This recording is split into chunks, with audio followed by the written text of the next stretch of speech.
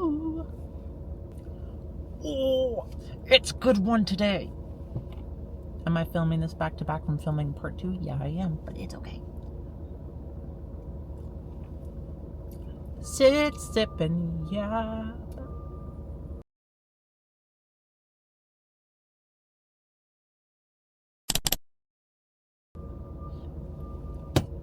Bucked up.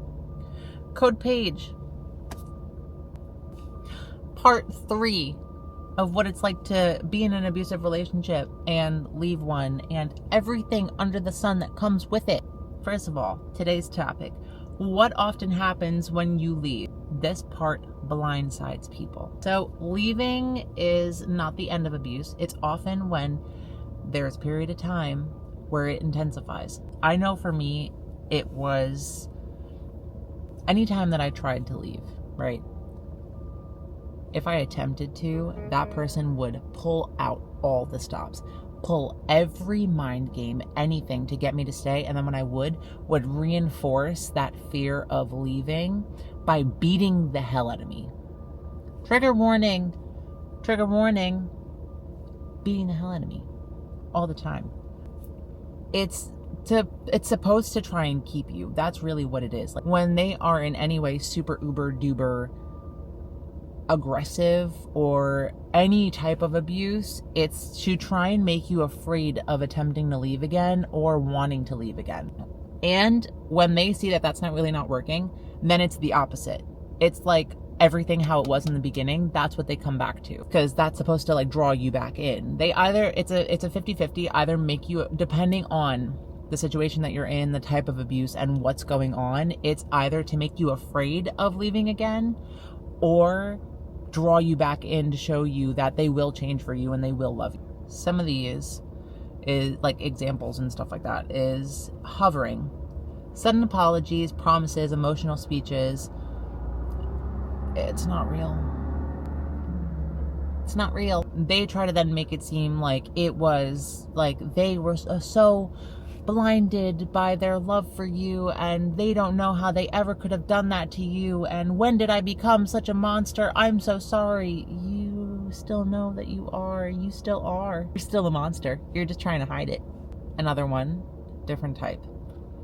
This is called smear campaigns, where you're then painted as unstable, cruel, and abusive because you want to leave them when they're so low. How can you be so not caring? How can you do that to them? I thought you're supposed to be kind. You're supposed to be so sweet. When did you become such a mean, horrible person? You're not. You're standing up for yourself. You're leaving a really crappy situation that you shouldn't have been in the first place, that they shouldn't have been doing that to you in the first place. They want to know why you're leaving them because you're horrible all the fucking time. Not you, them. They're horrible all the time. And then they suddenly are like, why are you leaving? Have you seen what's been happening the entire time?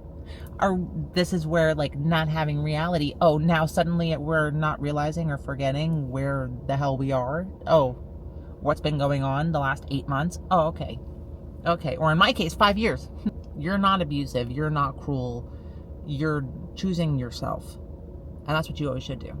If it's not working out and they're being horrible to you in any way, every way, choose yourself. This is another extreme, but it's still an example where they can be filled with rage. And that's dangerous if they've already crossed that threshold of physical abuse. But if that is the type of person that they are and they will get filled with rage, it is very, very, very important for you to be in a place where they cannot access you. They don't have easy access, or there's like, security cameras, stuff like that. Just any place where they don't have access to you. So that way nothing happens where then it costs potentially your life. They can also be like cold attachment because everybody's got different personalities, different styles. Sometimes when they are cold and detached, it can make you, just due to the patterns that you're used to, it can make you have a very strong desire to suddenly go back to them. It's very important that you don't. It's very important that you stay away. When they do certain mind games or act a certain way, it can add to or start your own guilt, where you can be then like, and this is what kind of messes with your head, where it's like, did I exaggerate anything? And did I do it? Am I the problem? Did I cause any of the things directly? Am I the reason that it's not working out? Am I doing something that I shouldn't be? That's no. It's all them. They're doing this on purpose so that way it only reels you in farther, keeps you stuck in the loop and the cycle, and prevents you from wanting to go out again. Especially if they see that that's working and now you're suddenly questioning things, they're gonna jump on that heavy. They will always look to shift the blame back to you, to keep you under their control. That's all they want all the time, is control. This one was really weird. So I tried to leave a couple of times. You're not always gonna successfully leave the first time. It happens. I am somebody who tried to leave, I think it was like 4 times. Honestly, there were like several times. 2 of those times that person was trying to kick me out, but then when I was like actually going through with it, but also still apologizing at the same time and crying and getting abused all at the same time, really strange combination. When that person saw that I was going to leave, then it was the flip, and like trying to guilt me and make me even more apologetic, and like make me then seem like delusional to myself. It wasn't until the last time when like I actually so the first time that like I fully left, got all my stuff, it was like halfway through. It was like 2.5 years, and I had gotten all my stuff.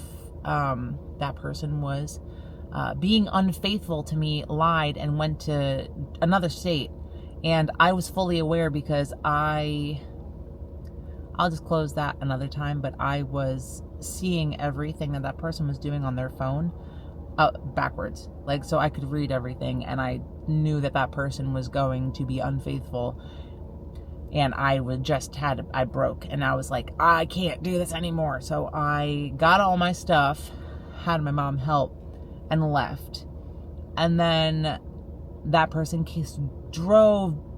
As soon as that person landed and saw that I left, heard that I took all my stuff and I left, that person immediately rented a car, drove down, played all these games, showed up, was like trying to be like knight in shining armor. And of course, stupidly, I forgave, and I was like, oh, and then it kept me in another 2.5 years, or another 2 years, 3 years, whatever. This was like somewhere halfway point. I was so afraid. I was so deep in it. And it's not like I was delusional. I wasn't delusional. I hated everything that was happening. I hated like every single thing about the situation I was in. I didn't know anything else. This was all I knew. And I was so young and so impressionable. Like, that was my first relationship. Like, that was a lot of firsts. And I had no idea what the fuck to do, how a relationship works. Like, I didn't know fucking anything. I didn't. I was a little tiny baby, and before that I was 315 pounds, so I was a bro. So what the hell was I supposed to know? And yeah, that made me the perfect target because of how big I was, but like, besides the point. So I didn't know anything, and I was so afraid of like being alone, and like that person had broken me down to such a low that like it's not exactly that like I didn't know how I was ever gonna find anybody again. It's like I didn't have a want to, and like it was more like, why can't I just be loved? Why can't I just do that? Like, why can't this? Why can't that? It was a lot more like internal, and like, why can't it? Like, I do all these things, I am so good, like, why can't? So that was the first time when I actually took all my stuff, because like other times it was just like I was packing stuff and I didn't actually leave. Like, this was the first time that like I had actually like left. And then at the end, when like something in me really shifted about 3 years in, and I felt like I was trapped, because that person had definitely tried to like me several times when I tried to leave. So like, or like just in like abuse times in general, that person definitely tried to like, so, or at least that's what it seemed like to me. So So something at some point broke, and then it was no more of like, why can't I was like, I don't know how the hell I'm supposed to leave this with my life. And then we had several animals, and let's just say that the abuse did not end with me. It didn't. I had to figure out how I was going to save the animals. After that first time that I left, it was no longer of like that. Something a little bit after that then shifted, and I was like, I gotta figure out how the hell I'm supposed to like not be in this anymore and get the fuck out. So took a very long time, and then I also was just like stuck, and it was like a really weird, there's like so many things, and I'd rather wait to get into like all of that until like I want to keep it in categories and like keep it kind of like on topic, because it's way too much information. I could make like a 10-hour documentary about everything that I experienced in those 5 years, and we're gonna do it slowly. That's why I have parts. That's why this is part 3. So when I left, and it took me about 2 years, I had broken down my soul, like to my soul, like, you know, that like soul cry of just when you accept reality of situations, when you like really are just like broken down, everything's taken from you, you really fully have this like clarity. And it hits everybody at different times, and everybody goes through it on their own. But I spent like over a year breaking myself down alone by myself, to then be like, this is so, I'm done. I'm done. Dun, dun, dun, dun, dun, dun. I'm done. I'm out of here. Not happening anymore. So to me, I was like, that's it. I had 3 cops help me get all my shit, and I fucking left. And I have my boy. So my boy is my little baby Rottweiler. The best, that is my soul dog. That is my soul dog, my heart and soul in a creature that is him. Oh my God, like a mama bear, I'll rip somebody's fucking throat apart for him. So, and my fiance knows this, he's not offended. Fiance knows the totem pole, and because me and my little boy, we spent a whole year in a room together. Just, that's all I'm going to say on that topic. I'll get into it, and it's going to be very heartbreaking, that one, and it's going to be very like, oh, yikes. So I'm just forewarning now. So when I did finally leave, I wasn't afraid of loneliness. I was not afraid to be alone. I was like, fuck it. I'll be alone forever for the rest of my fucking life. I really don't give a shit. I'm not doing that forever. So it was more so relief at that point. But the amount of times that you leave and when everything happens is going to be different depending on who you are. So at that point, it wasn't that loneliness and relief. It was more so honestly just relief. And I could not wait to just start living my fucking life and like being out there and like doing everything and just building myself back up as a person. I don't know how else to put it, but there was a long period of time where I lived like a slave, and I was treated like one. I was treated subhuman. Like, that's how I was viewed, and that's how I was treated by that individual.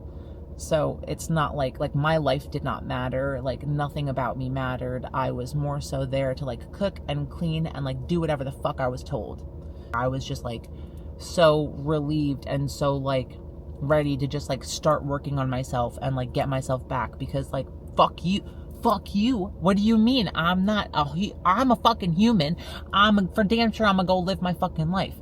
You're not controlling anything in my fucking life anymore. I write my own story. That's not happening. And now anybody who fucking crosses me, I am so uber like, no the fuck you're not, because I just don't tolerate any of that stuff anymore. And I guess kind of relate to any of that, or if it gives you hope, because honestly it should. I know a lot of women struggle with like after leaving. We're going to focus on the after leaving part. A lot of women take a very long time, if ever, to bounce back and be like a normal person. And I know for me, I had such determination to like, I will be a whole human again. I will be a whole person. I will find myself again. And it took a lot. At first, I didn't leave the house. It took me a very long time to feel comfortable and safe leaving the house. So I hate feeling that way. Like there's nothing I despise more, because like, I'm not going to stop living my life because of that individual. I'm not going to. I refuse. I refuse. For a lot of women, when they leave, it takes them a very long time. I highly recommend, if you're not somebody who has the ability to have that high support system, I was very fortunate that I got pretty much all my friends back that I lost, and my whole family, they were right behind me waiting to like help however they could. If you're not somebody who has that, I do highly recommend going to women's shelters, or like any shelters relating to anything that you may have gone through. It just, having those around you that can like potentially understand or give you space and like make space for you instead of being in a different type of toxic, harsh environment is just going to help you heal. And then another thing is doing certain activities or hobbies or anything like that that you used to do, that you used to enjoy. I'm not the same person that I was before my abusive relationship, but I definitely got back to my core, and like doing all the things that like I used to draw all the time. Like I actually almost went to art school, so like I used to draw all the time, and like I just started doing it when I moved back home because I didn't do it at all during that relationship. So I started doing it like all the time, just like little doodles, stuff like that, and like it gave me a lot of peace. I was never allowed to play my piano during that relationship because it was too fucking loud. So I started doing that again, and it just like I started doing all of those like little small hobbies and stuff that brought me a lot of joy and a lot of peace before that relationship, like growing up. And then it kind of helped me get back into like my own little routine, and like I would set aside like time throughout the day to like make sure I did those, because I knew that it would like help me get back to a baseline. And when you're healing from trauma, what you need is a good, regulated baseline.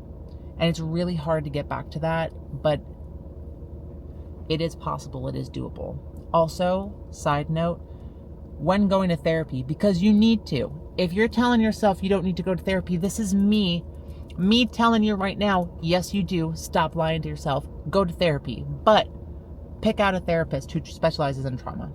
They will be able to help you and give you better tools to adjust better and deal with / process certain like traumatic episodes that you may have, or like memories and stuff that come up. So that is some things that I highly recommend that I know really will help, or at least just really helped me. So again, if anything in this video helped you, gave you any sense of peace, or, you know, just makes you feel a little less alone, then I'm glad. You, as always, are amazing. You got this. You can do this, whether you're still in it or trying to break it or out of it. You are doing amazing. You are amazing. Don't let anybody else tell you otherwise, and don't let anybody else do anything that they shouldn't. You should be treated amazing all the time. Believe it in your core, because it's true.